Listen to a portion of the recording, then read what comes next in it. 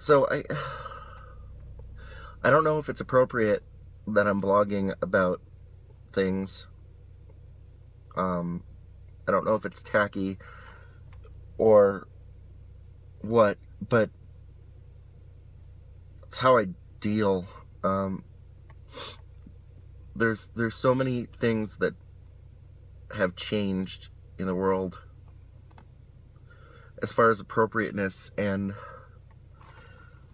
what's right and what's not, and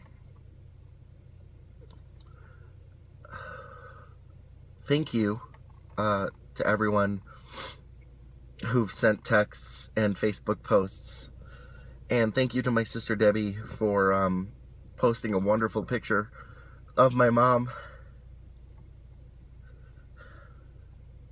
That was a time when I think she was probably the most happy, and I think she searched most of her life to try to find that again. And for those of you who know my family and know my mom,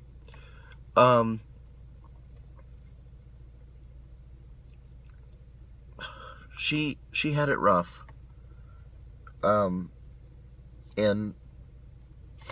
unfortunately that translated into kind of rough childhoods for all of us.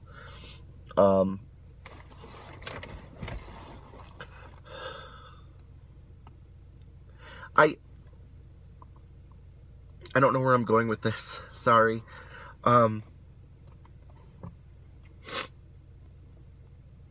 Capturing video and talking this out feels much better than talking to somebody face to face, because I'm a much stronger person than I ever thought. And I say that not to be boastful, but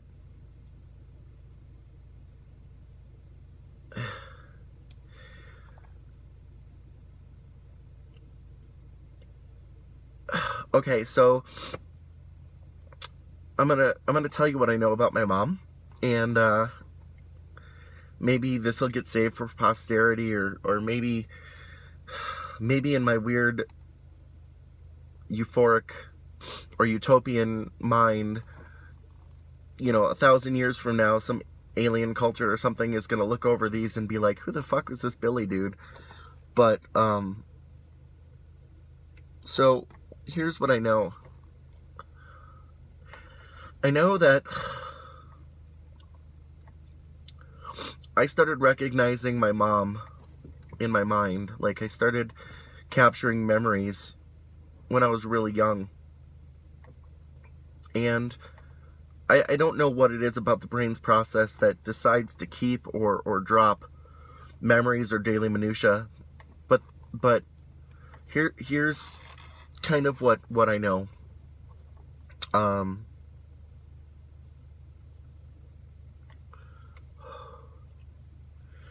earliest memory I can remember, well, there's a few good ones, but the earliest one I can remember is when I was a real small child, like 2 or 3 years old. They gave me a toy. It was this little car with big rubber wheels, probably about the size of the palm of my hand. And it was one of those toys that all 4 wheels spun when you put a battery in it and you flip the switch. And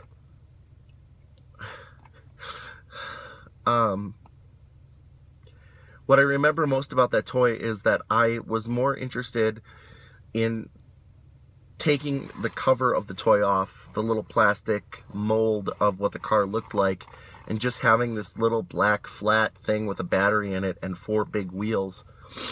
And I would turn it on and I would let it go, and all 4 wheels would spin. And the wheels were like monster truck wheels, so they had these teeth or these gears, rubber gears on the outside of them to kind of give it fake traction. And I remember playing with it while my mom was taking a nap on the couch in Menominee Falls, and I got it too close to her hair, and the wheels kept spinning, and kind of tight rolled into her hair. And she woke up with this, ow, ow, ow, BJ, what are you doing? And I remember being scared, but also laughing at the same time, because it got stuck. You know, the wheels had, you couldn't reverse the wheels. So I remember my mom trying to figure out how to get this thing out of her hair. And then there was this time I seem to remember things like, we always had a hole in our wall going up the stairs. And I don't know how it happened, but I just remember my dad having a stuffed newspaper in the wall and stucco the wall. And I remember waking up one morning, it had to be Easter, and looking all around for candy and stuff. And I seem to remember that I couldn't find my basket. And I remember when my sister found hers, and my mom had put it in the oven to hide it. But our oven was a gas oven, and it had a pilot light, and all the chocolate melted. So it was just this big gooey mess.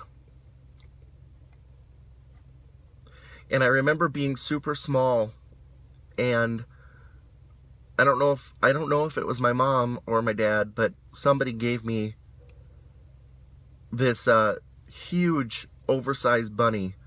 And the bunny was probably maybe 3 feet tall, but it still felt gargantuan to me. And I remember the stuffing kept coming out of it, so one day it was gone. And I think one of my sisters actually kept bringing it out of the attic for me. And every day it would be gone.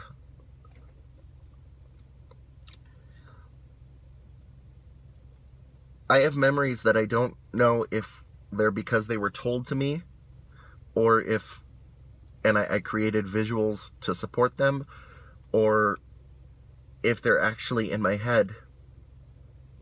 But I remember, what I remember is my mom cooking all the time. Like, my mom always cooked. And I remember somebody slamming a door or something, and my mom collected all these bells. She liked antique bells and like, so how people collect shot glasses or keychains. She collected bells, you know, like sleigh bell, or not, like handbells. And I remember somebody slamming the door, and her shelf, which had like 3 shelves of bells, just come crashing down. And it was the loudest sound I ever remember hearing up to that point. And, you know, the funny thing is, I don't remember her being mad about it. And I think it was the first time that I've ever seen her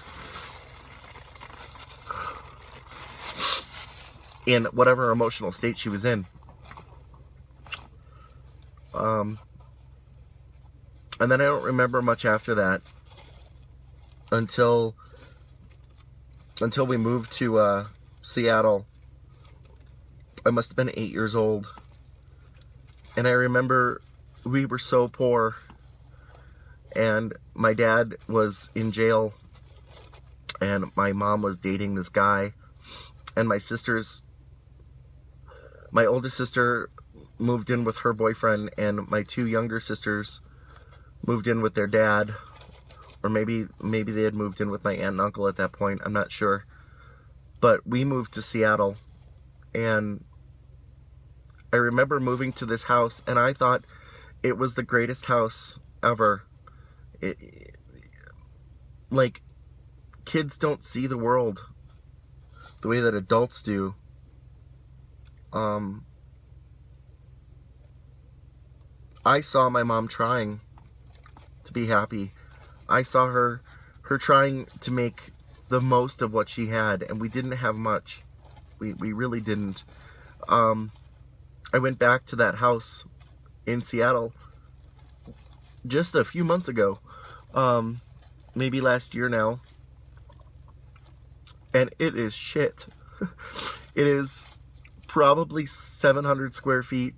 It was an old, like, log cabin cottage, like KOA style, that they had converted into a house, and it was shit. But I don't see it that way. I didn't see it that way. And I remember some of the bad times. I remember when my mom was dealing with a lot of back pain, and she was constantly trying to find ways to make more money. And she was working all these jobs when we lived in Campbellsport. She was working at a bar and a restaurant, and whatever she had to do to make sure that occasionally I could go to the gas station and get a piece of pizza. I remember her bringing home leftover food from the restaurant that I don't know if it had been rejected from somebody who ordered it, or if she had made extra on purpose or whatever. But I remember a lot of nights she'd come home smelling like fried chicken or roasted chicken, and alcohol, because they like to drink there. But that was what we ate. I remember this time when I was 15, and they had given her a new regimen for her back pain.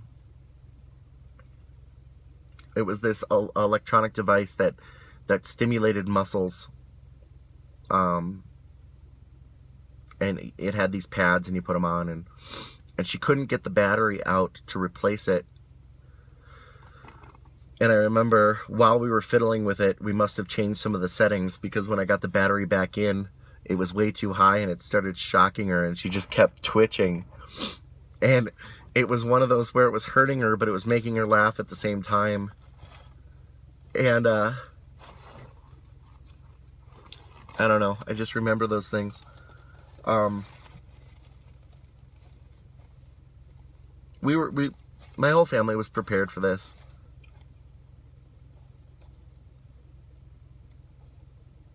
I'm supposed to be prepared for this. I feel like I'm prepared for this. It was the first text I woke up to this morning, and the first thing I thought of was, okay, I gotta go to work. And I don't know if that's the appropriate response, but it's what I had to do. So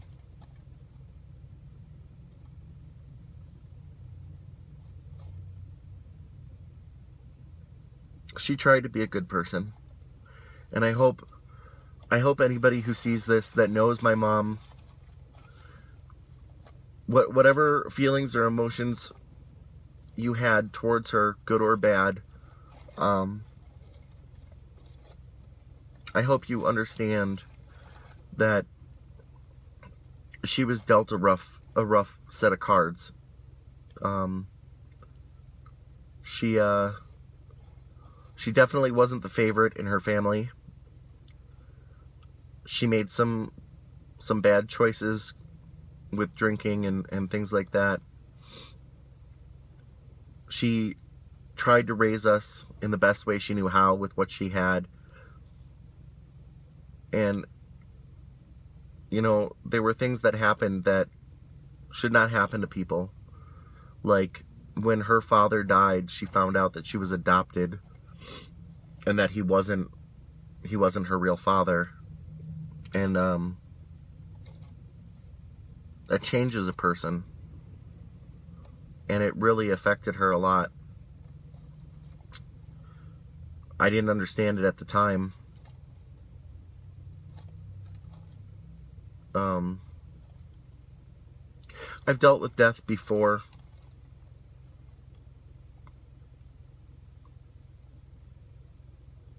I'm pretty pragmatic about it. If that's even the right word. I'm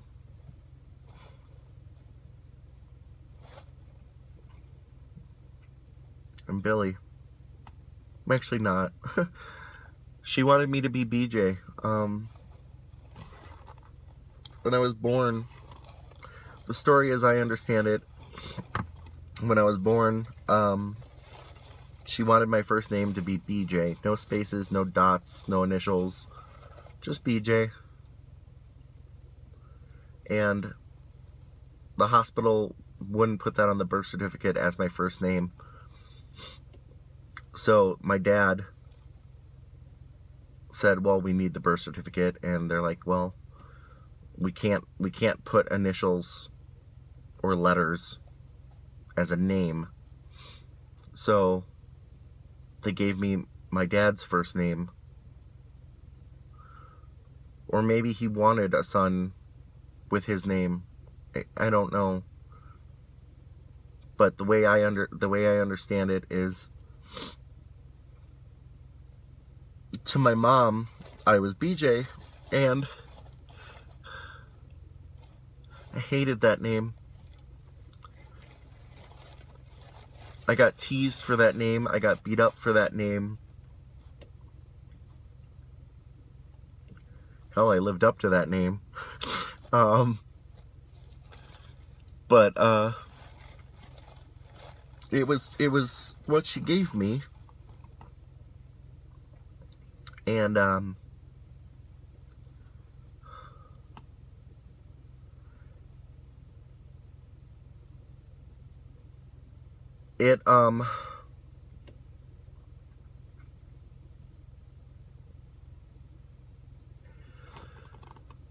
it will always be my name. But I changed it when I was 16 or so, because I was tired of being teased. I was tired of explaining it every single time. And my mom didn't hold on to it for the longest time. When I changed my name to Billie, she didn't latch onto it. I never asked her if it hurt her that I didn't keep my name. I didn't think it was important. It was my name.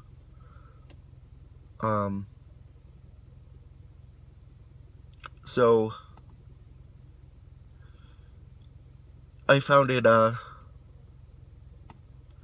extremely heartwarming that when I got to see her at the hospice care center, and she was still really functional and talkative and bitchy because she couldn't smoke as often as she wanted,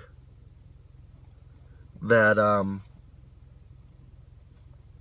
that when we talked about some of the final stuff, like, you know, kind of making our peace with each other and going over the good times, and me reassuring her that she was indeed a good person and a good mom, and her telling me how proud she was and how much she's glad that I have a house and Tony and all that, she called me Billie. And you know, just even that little thing, just it felt like an acceptance.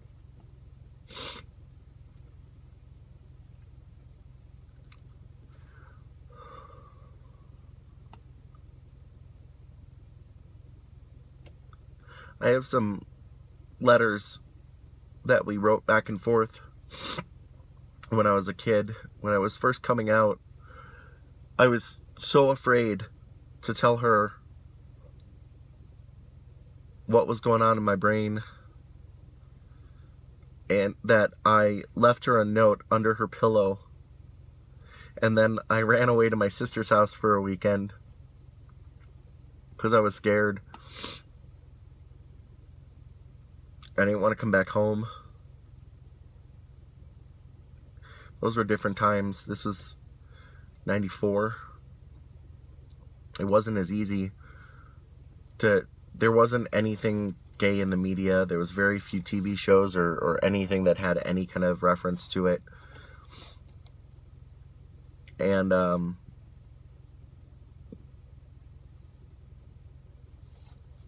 when I came out to her, she wrote me a letter back, and in it she had some level of apologies, because she understood why it was so hard to go to school in that day and age, knowing that at any moment, you know, I could get beat up for no reason other than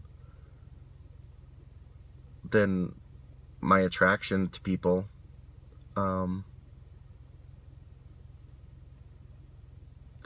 Again, I'm going all over the place with this, but I'm just glad I got to tell her the things that I wanted to tell her, and that she got to be a part of my life as an honest person. And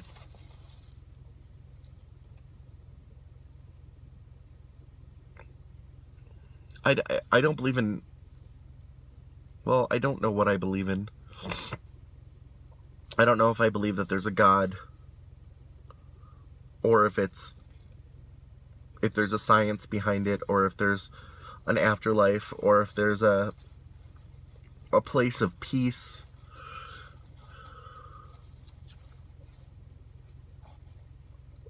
But I'll tell you one thing. The last time I saw her, and she didn't recognize who we were for the first couple of minutes. She was in a fog. And when she was trying to figure out what was going on and all that, and she was super weak and tired and dazed and confused.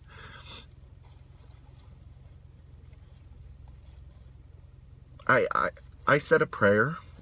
I guess that's what you'd call it. Maybe it's a message to myself. Maybe it was an internal monologue. I don't know how to pray. Like, I live in a world of technology, so to me, communication has to have a conduit. But the way other people seem to think that it works is you just talk to yourself. and so maybe it's like Bruce Almighty, where he's responding or looking at text messages and emails and handwritten notes and listening to everyone all at once. I mean, the capability is there, technologically speaking. I mean, our government does it, I think. But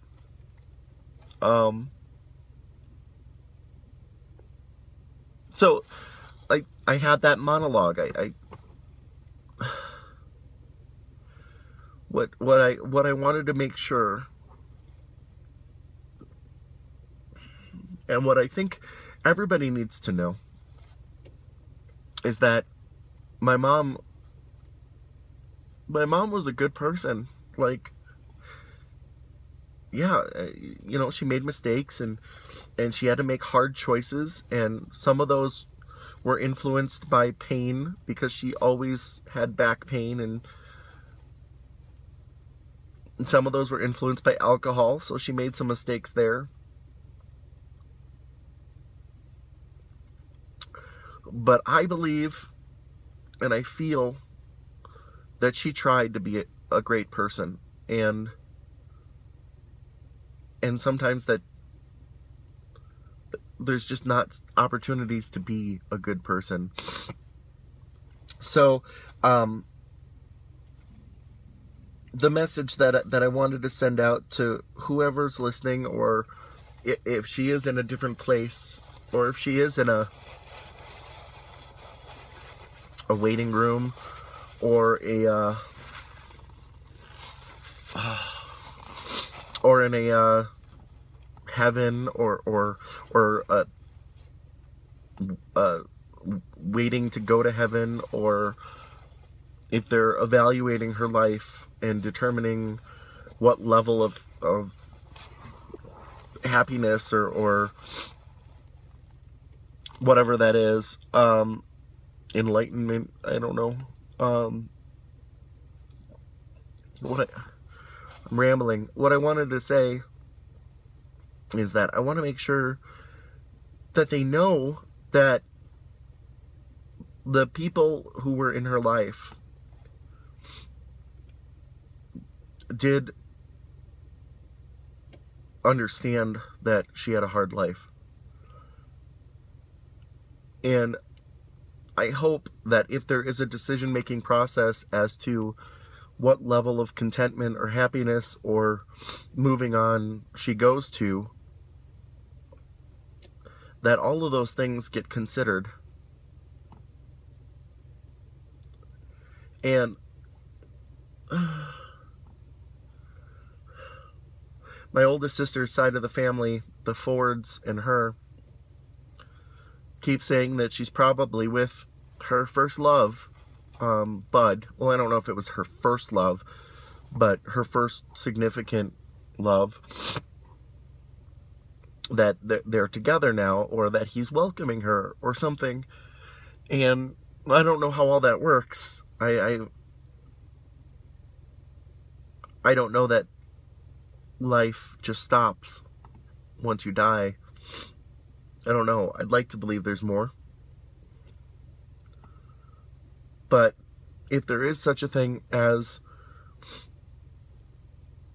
a good place to be after you die, I hope that whoever's listening or is tallying the results gives her a high enough grade to put her there. Because she had to fight all her life.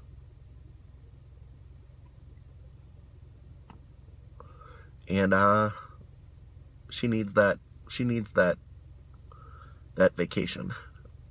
Now, maybe it's a reincarnation thing. In which case, if that is true, then if she becomes one of those Generation Next super text, never talk, introverts, whatever, then I hope she is born into a rich family, and who cares if people think she's conceited because she's rich, or that things have been handed to her. She deserves it. At least once, you know. It's like how you always want somebody who is poor or homeless to win the lottery, you know? I want her to have something like that. I don't get to make those choices.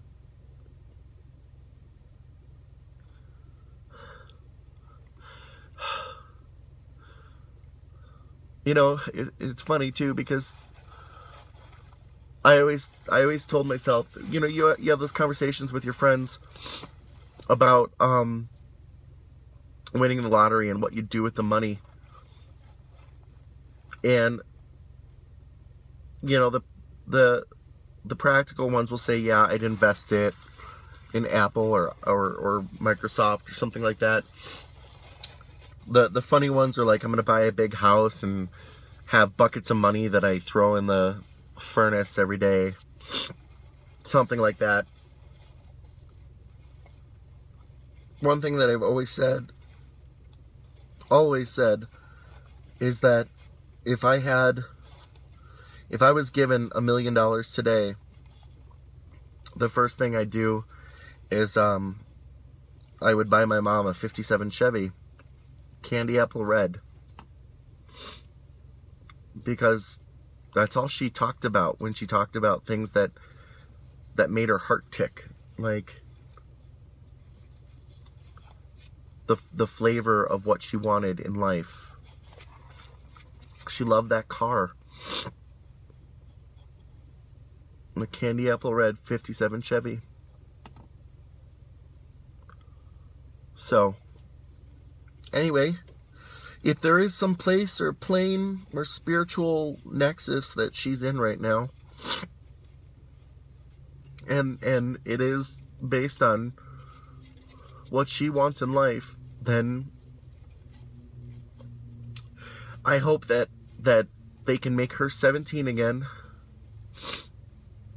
and that if she wants Bud, then that Bud is pulling up to some taxi station or some bus station where she's walking out in a 57 Chevy convertible, and that they drive off together. So anyway, I don't know.